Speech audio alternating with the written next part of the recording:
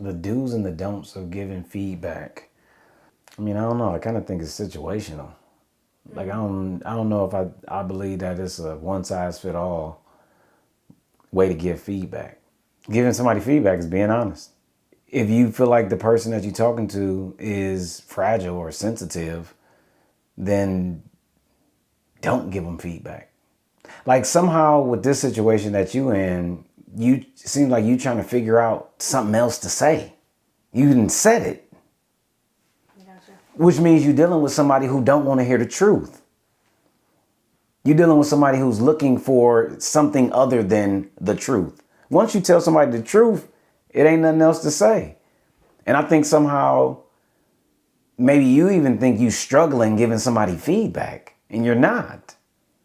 When people ask me for feedback, I determine whether they're ready to hear the truth or not. And how do you determine that? When they ask me, I look at the phase of the process when they ask. If they haven't started, if they started, or if they finished it. And somebody finished the project and they asking for feedback, they don't want to hear the truth. They want to hear that it's good. Because they asked when it was done. They asked when no adjustments could be made. Yeah, like this is already finished. If it's already finished, you don't want feedback. You want praise or validation. You want somebody to tell you that it's good because you don't want to hear the truth at that point in time after you done put in all this effort and all this energy into making something. And when they ask during the process, are they seeking for the truth then? I'm assuming they are because they want some kind of input, feedback before it's completed, which means they want to be influenced or swayed one way or the other with what they did. They kind of want to get a response before it's public. And another way that I determine whether someone wants the truth or not is I look at how honest people are with what they say to me about my work. If people just always telling me that my work is good, when they ask me what I think about what they've made, I'm not convinced that they want to know the truth. Like the most awkward situation for me to be in is to talk to an artist who work is very underdeveloped, who just loves my work. Like generally speaking, I don't really think people want to know the truth in general about most things, about themselves, especially what they've made. How did I get so confident and comfortable telling people the truth? I mean, I guess I would say it started with being honest with myself. And I wasn't always confident or comfortable telling people the truth. For a long time, I've always been hesitant to tell people the truth just because of how people seem to respond to the truth. So for a long time, I would only tell somebody the truth if they ask. And most of the time, people ain't asking for the truth. And then when I was trying to figure out what I was doing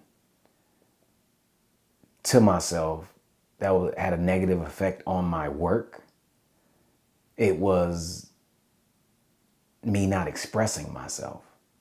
I wanted to express myself more in my work, which caused me to express myself more just out loud. I couldn't tell how I was affected when I wasn't expressing myself to other people. I could only tell that it was affecting my work. You know, I thought I was doing people a favor by withholding my thoughts and my opinions, you know. And I think the more confident I became at being myself, that's when I started telling the truth more and being honest. Because I just realized it's just who I am. I kind of realized like, oh, if I'm not sharing this, I'm not being myself. If I'm not expressing myself, I'm not being myself. How did I know that it was affecting the work? Me not expressing myself? The work didn't express much. The work was very technical. You know, and if I look back at the work that I was making before I was really expressing myself, when I look at the work, I see the technical exercise that I was practicing. Like what was going on with my work at that time conceptually was kind of non-existent. Every now and then I would stumble on some form of expressing myself, but it was always on an accident if I did. And I didn't know how to necessarily do it again. But it was like, oh, this is technically it's amazing. But it's not expressing anything other than look at what I can do. It wasn't at any form of expression of me. It wasn't something that I had ever even thought about. It wasn't something that I had ever considered that I could express myself with what I'm making. I started recognizing that technically I was a technical creator initially in college. I mean, the grading scale for assignments in college was very much technical and conceptual. So I was getting A's on my technique. And conceptually, the grade was all over the place. That introduced the idea to me that my work was strong technically. And then out of college, I learned how to see it for myself. I've always been being honest with myself. And the more conscious and aware I became of myself, I became more and more and more honest. Yeah, those levels of being honest with myself probably mirrors the progression of my work over 30 years. It doesn't have a look being honest in your work. The look of it is the technique. Okay. The honesty is it invokes an emotion. It's a feel more than it is something you can see. Everything I'm talking about usually applies to all disciplines, even if it needs to be like transformed from one discipline to another. So the true expression in the work creates or evokes some kind of emotion. Yeah, true expression has a feeling. And if you go into the work with a feeling, the feeling will come out of the work. And do you think that people, it's like, wow, how would people know this? You know, how would artists ever get to know that the self, the being honest with self impacts or affects the work? I think artists can discover this based on being honest with themselves about what they're making. You know, nobody taught me this. It was something that I discovered based on what I was making.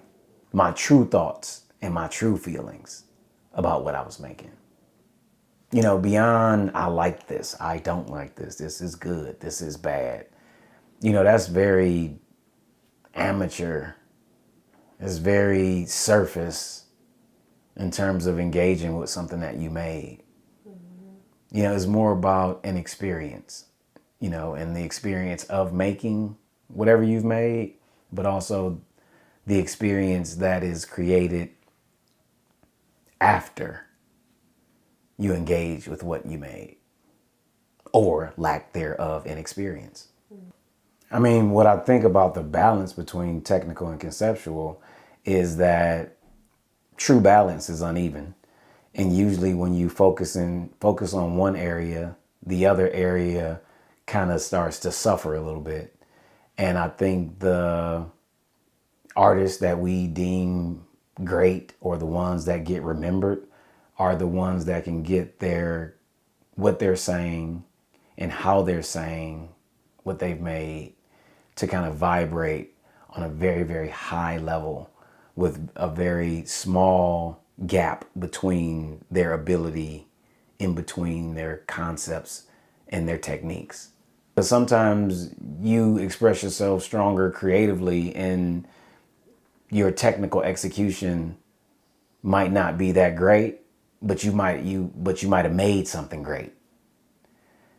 And then sometimes you can make something and technically it's to whatever standard is your aesthetic.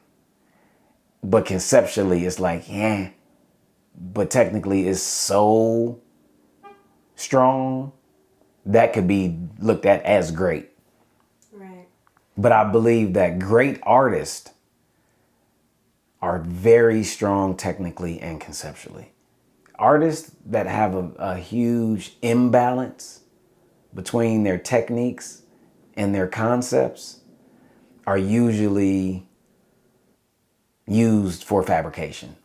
You know, these are the artists that are usually coming up with concepts for other people or doing the technical for other people. I mean, and if I'm being honest, I believe that the museum industrial complex of all this stuff is ultimately what's creating technicians. I think we being manufactured to be able to have these technical abilities for monetary gain for society.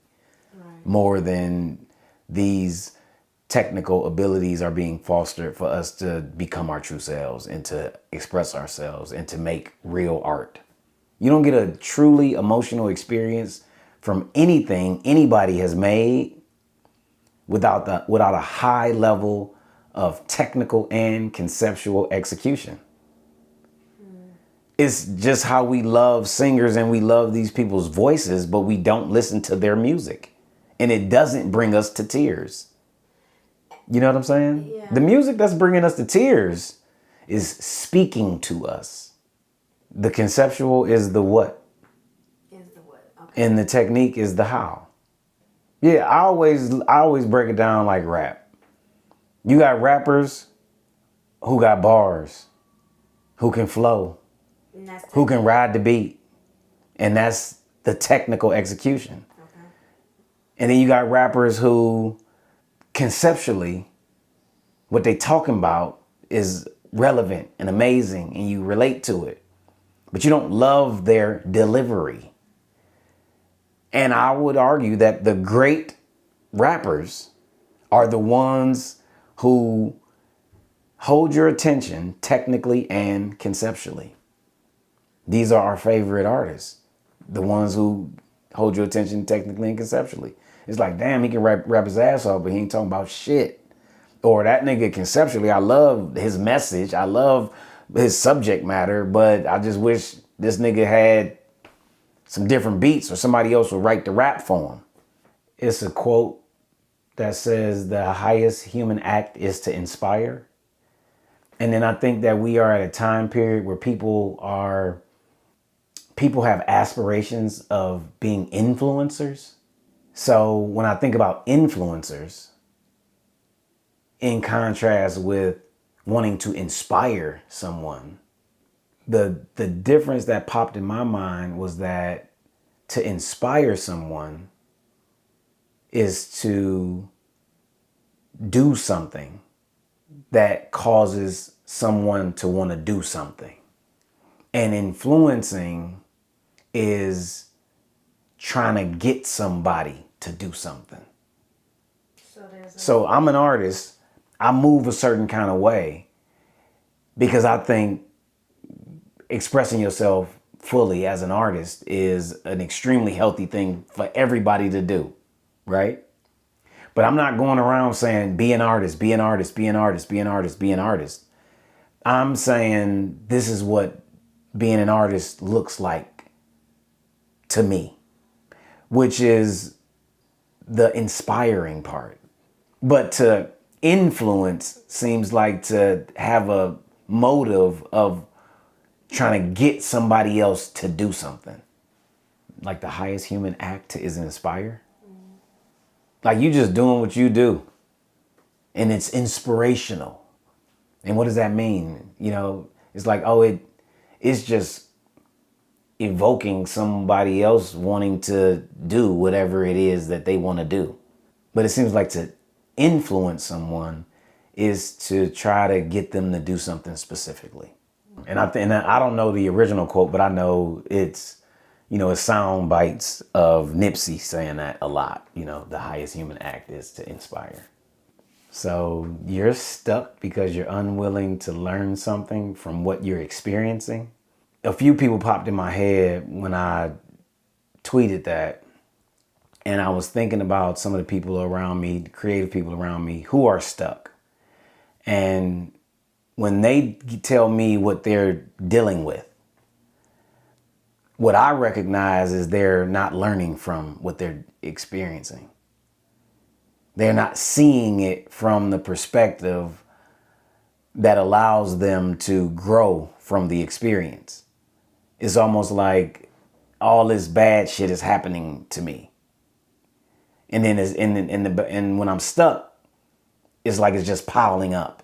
And it's one thing after another. Which is one way to look at bad shit happening to you.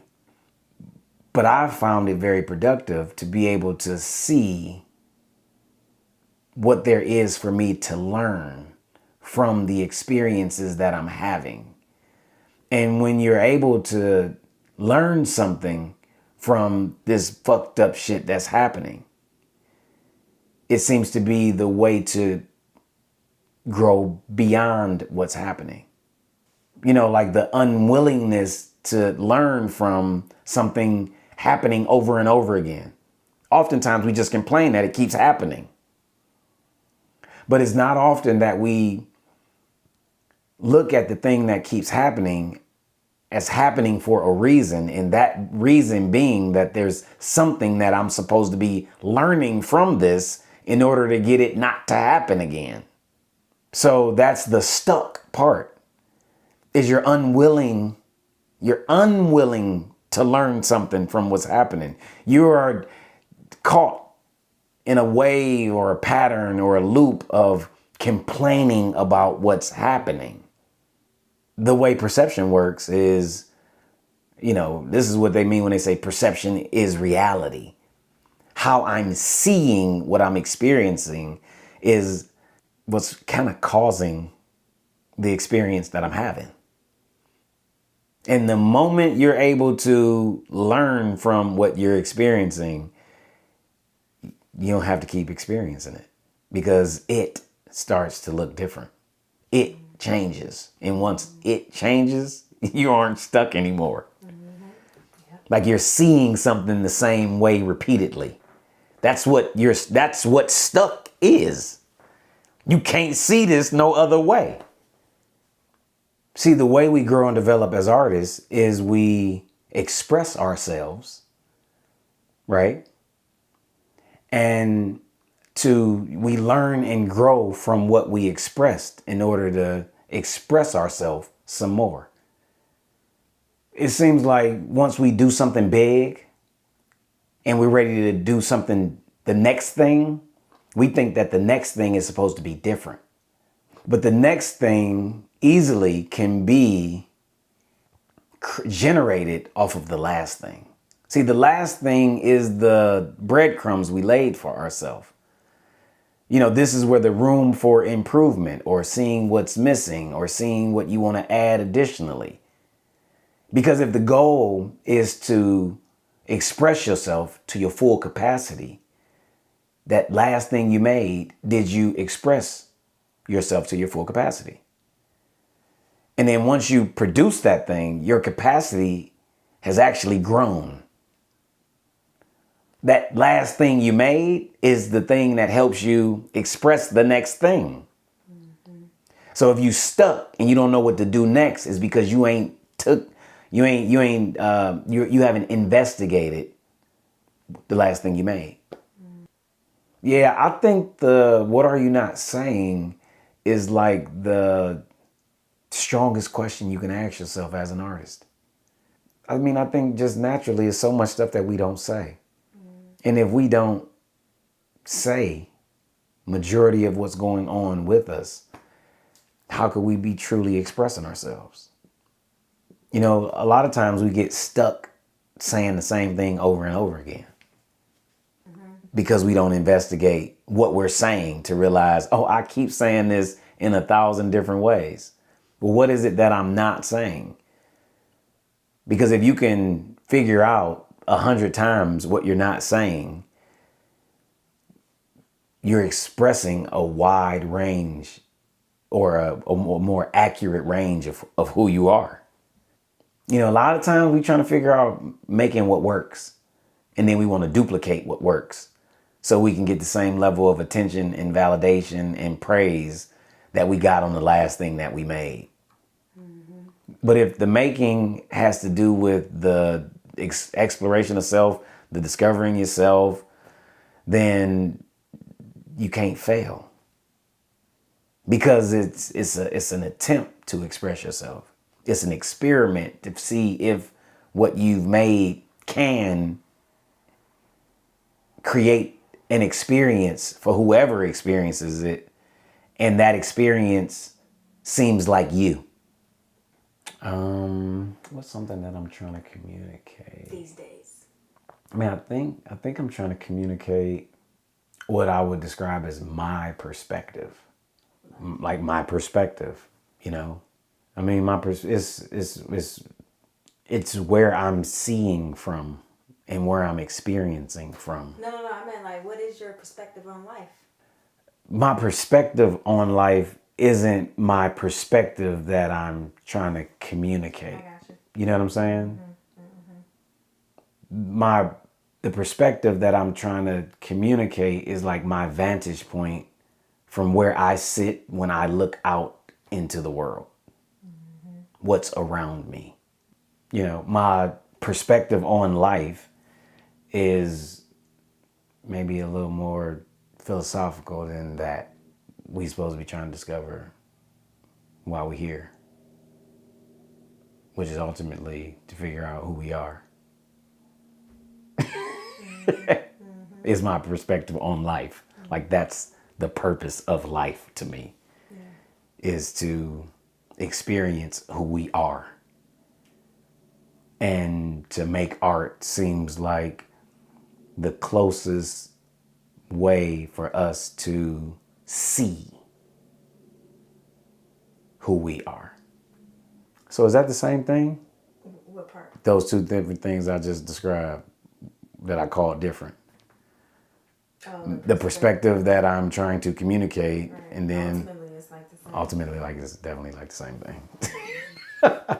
So do you think people are in general experiencing? It's experiencing. Yeah. I mean, we can try to define it. We can say, do they hear? Do they get it? All that.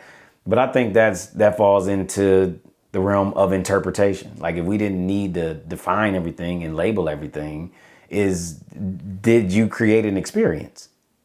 When you was in the room, did people experience you?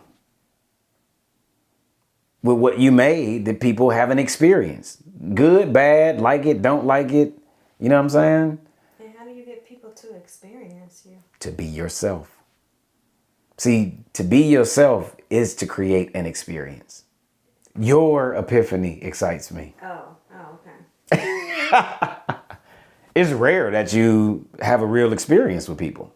People are very robotic. You know, people are very in line. People are very obedient to the unspoken rules, what you should or should not do, what you can or cannot say. So to experience someone be their self, or to experience someone express their self, it's a good feeling for me. Yeah, I don't really care what that self is that got expressed. It's the expression of the self that is appreciated. So I think in a conversation with an artist, it was, so somebody wanted to know what I thought about what they made. And I didn't believe that they wanted to know the truth about what they made. They didn't want to know the truth. They wanted validation, or they wanted a naysayer that they could use as motivation to say, fuck you, I can prove you wrong, I am the shit, kind of thing. And what I did, because I didn't believe that they wanted to know the truth, is I asked them what they thought about what they made. And in listening to what they thought about what they made, I didn't think that they were being completely honest. Gotcha. in their evaluation of what they made. So the grading your own paper just is the concept of grading your own paper, and how honest are you able to be at critiquing yourself, evaluating what you've made. Like, are you able to critique what you've made in a way that helps you grow? Or are you critiquing what you made in a way that makes you feel good in the moment just to say, oh, I think this was good, you know? Right. And I wonder. And so is that. Like, imagine having to grade your own paper. Are you going to cheat? Are you going to erase? Are you going to switch your answers just so on the surface it looks like you did good, and miss the point of being able to help yourself grow? Yeah, I mean, some people think that it's impossible to be unbiased to yourself. I just disagree. I think you can be unbiased. I think your imagination can create a scenario where you can envision that if you were experiencing what you made as if someone else made it, what would you say? If your best friend made it, what would you say? If a student made it, what would you say? Like, you can't imagine that? You telling me the imagination don't work like that? You know, you telling me you can't feel the emotion connected to you thinking that what you made is bad? Just like you can feel the emotion connected to if you tell yourself what you made is good. But I generally think that the way artists are being conditioned is being validated for their ability to make something. So once it gets to the point where it's time to grow with what you're making or how you're making it, you're still seeking validation. And validation doesn't help you grow. People can praise you forever and your stuff it don't make it grow. We are all artists as children in some way, shape, or form. We figured out some way to express ourselves. And then you go to school and that just get beat out of you real quick. So by the time you 10, you believe that you have or don't have the ability to make something.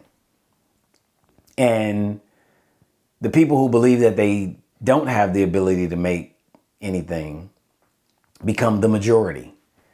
And the smaller group is the group of people who still get praised for their ability to make something, attention for their ability to make something. So now you this artist or this wannabe artist who've been praised your whole life because you have the creative abilities that other people don't explore. So it ain't that these other people can't do it. These other people don't explore it. They don't practice it because psychologically they don't believe that they're capable. They don't think that they have the talent, right? Well, you somebody who believes you have the talent, but your whole relationship with yourself as a creator has been based on people saying that what you do is good because you the only one around them that can do it.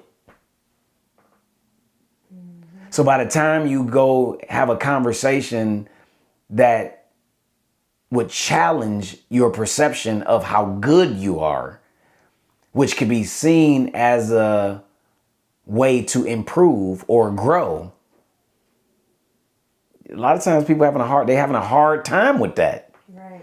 Like once you get in the room with a bunch of motherfuckers who could do what you do, you start questioning how good you are. Right. Or is this even mean anything? Is this even valuable that I can do this? Because everybody can draw, everybody can shoot, everybody can write. So what happens when you realize that it's a bunch of other people who want the same thing that you want?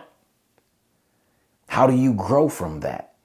Yeah, no, talent is not enough. Imposter syndrome? What's imposter syndrome? When you think you're not worthy, think you're not qualified. But I think imposter syndrome has to do with the lack of knowing of the self. I don't think you know yourself and have imposter syndrome. Right, because why are so many people saying that these days? Because everybody looking for a label and a way to describe not knowing who they are.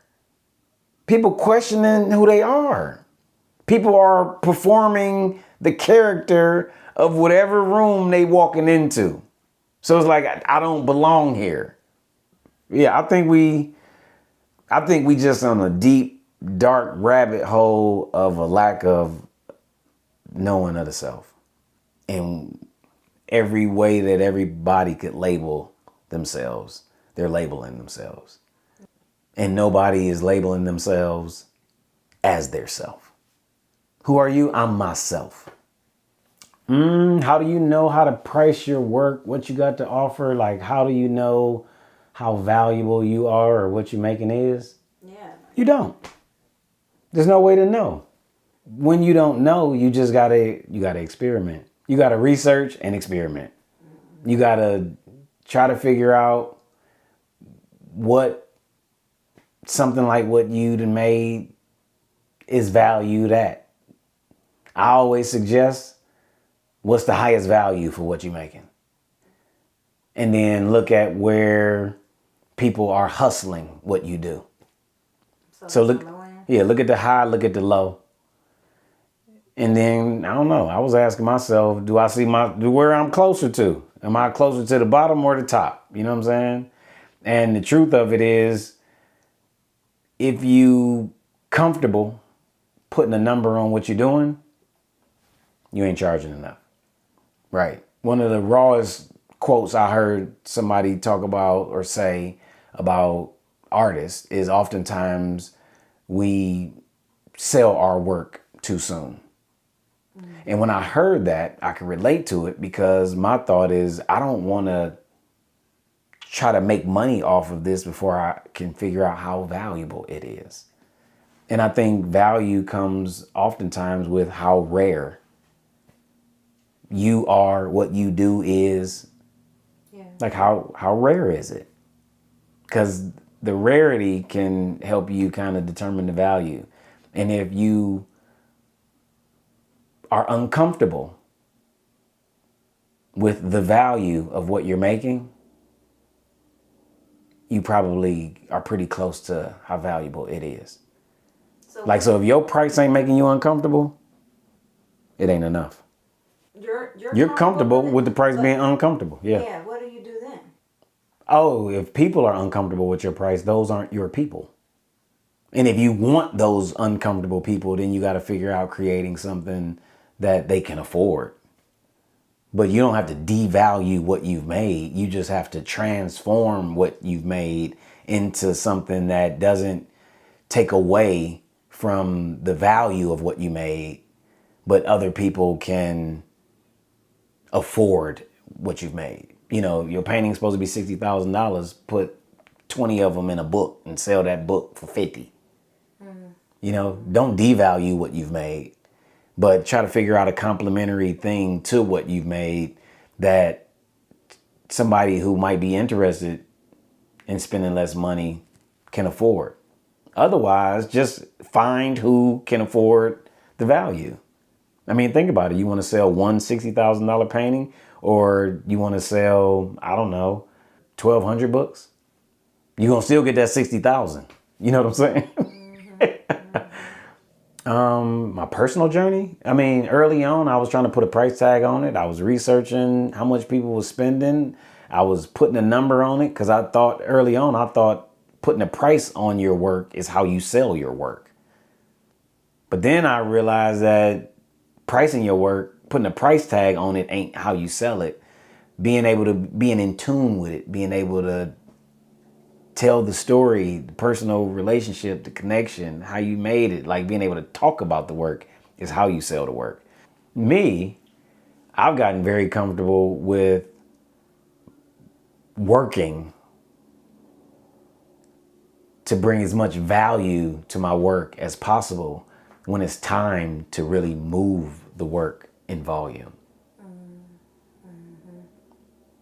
You know, so it's like what I do as an artist, I see as the resume for my work,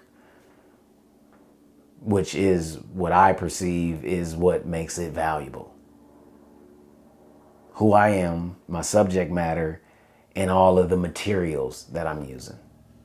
because I don't make the work for somebody to buy it or not buy it. And I done been in enough rooms with people who can or cannot afford what I'm making, that the experience of being in the room is why I'm in the room. And I realize that you got worlds of people who spend money on art, and some people are decorating and some people are collecting. So some people understand art as an asset and value and increase in value, and they invest their money in that. And then you got other people who are trying to put something somewhere in their house as decoration.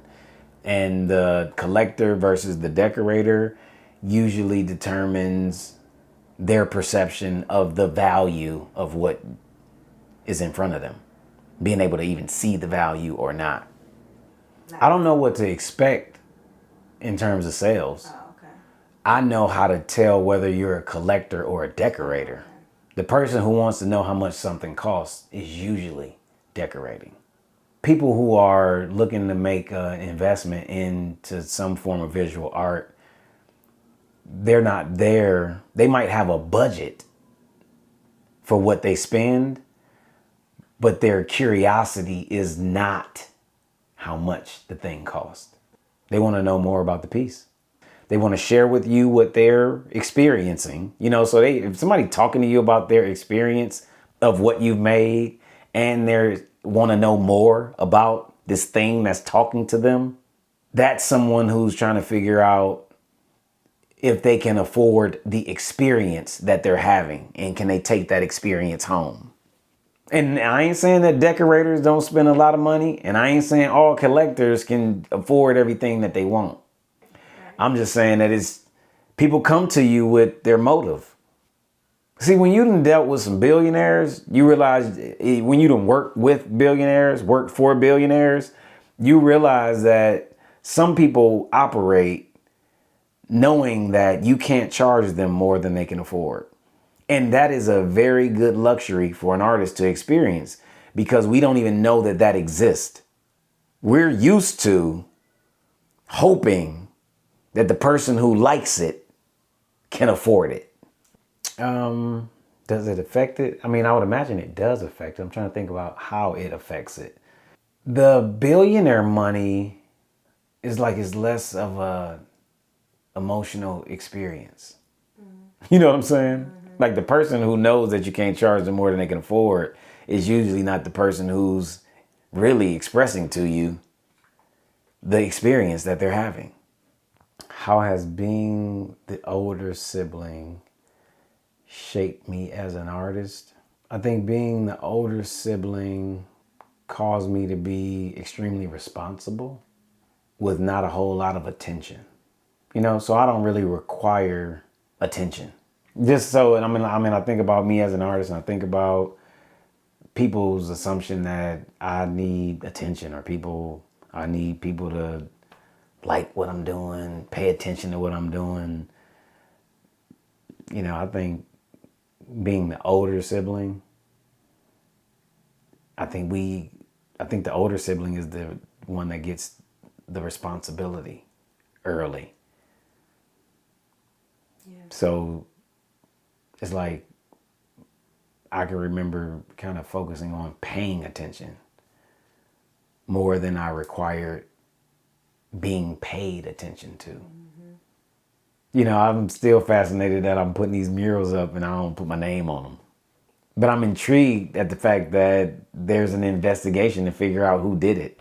Or people going and figuring it out. You know what I'm saying? But at the same time. Yeah, and I know it has something to do with signing it and it's mine and I did it. And I don't really need any of that.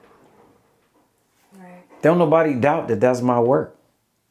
I definitely early on was curious to see if people would know it was me if I didn't tell them. No, I think if somebody mistakes my work for somebody else's, I think people correct them. Okay. Yeah, but I also don't think I'm doing what nobody else is doing. I don't. I think I think what I'm doing is kind of unique. And I think I'm doing it for good reason. Like, I think I appreciate an accurate depiction of who we are and how we experience the world. And that accuracy being rooted in the photograph. Yeah. You know, this isn't an interpretation of us. This is actual documentation of us. And it doesn't, I don't, you know, and it ain't like a distorted illustration of us. And it's not exaggerated, you know, it's real. Right. If I'm honest and truth and all of that shit, I'm attracted to the fact that the photograph is real.